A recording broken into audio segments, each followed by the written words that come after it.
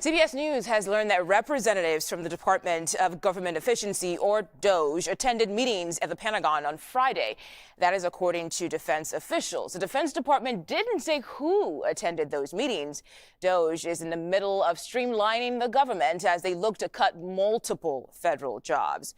We've also learned the Office of Personnel Management gave federal agencies until later tonight to issue layoffs. This whole reorganization of the federal government comes with a trickle-down effect. So let's go to CBS News correspondent Natalie Brand. Natalie, welcome. Thank you for joining us today. You talked to people in Virginia about the work that DOGE has been doing. What did those people who voted for Trump or against Trump, what did they have to say?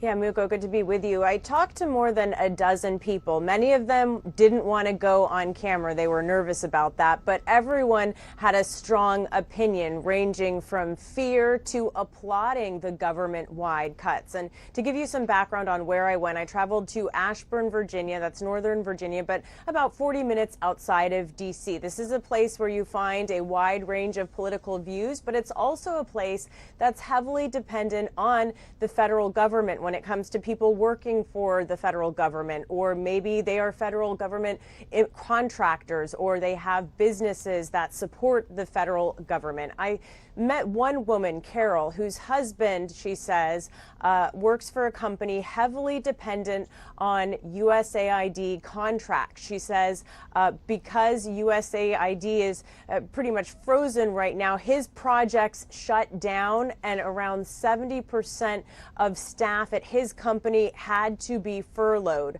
That woman, Carol, and her friend Janet, they shared with us some of their concerns about what's going on, when it comes to government cuts led by DOGE, the Department of Government Efficiency, and Elon Musk. Take a listen. Everything just feels very indiscriminately done. There's no purpose to it. They're just slashing people without any kind of thoughtful consideration of what they do, what their job is. I just don't understand how all this can happen and there's no control over it. And we've got people in the Oval Office now that aren't politicians, that have no right to be making these decisions. Now, the White House argues that it's the federal agencies that are making the decisions about who to cut. Now, Mugo, I also spoke to supporters of President Trump who say that they're happy with these cuts and believe that this is long overdue, that government should be downsized, although one supporter said he did believe things were happening abruptly. Take a listen. I think it was a little quick. I think he probably could have rolled it out a little better, but I think overall it's going to be good in the long run. I don't think it's too abrupt. Unfortunately, we do have to pull the rug out after a while. I mean, the spigot has got to stop. This has just been ridiculous. The money that has been found. Now, one government employee who did not want to go on camera told me he thought that these cuts were fantastic. Others who I spoke to, they're worried about the long-term impact of a lot of younger talent, particularly these newer probationary employees that are getting cut. They're worried about them leaving government and taking their skills with them, especially in high-profile offices like CISA, the cyber agency.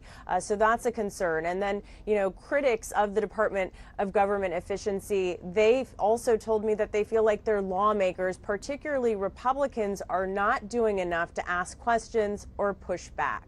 Mugo? All right, CBS News correspondent Natalie Brand, thank you so much for joining us on the stream today.